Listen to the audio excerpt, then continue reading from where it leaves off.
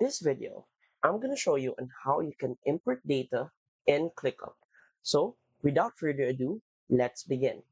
First, open your web browser and go to app.clickup.com and log in to your ClickUp account.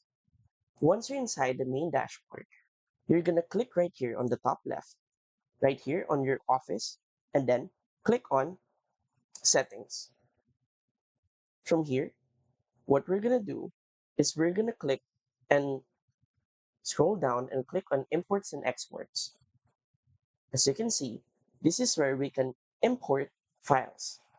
We can import either from local files or from apps.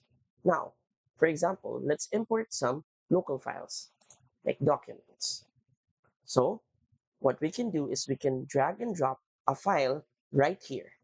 So let's do that. Let's pick a file, this for example, drop it, wait for it to load, and then click on import. And that's it.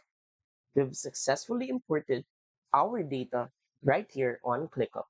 So if you find this video helpful and wish to support our channel, feel free to use our affiliate link given in the video description.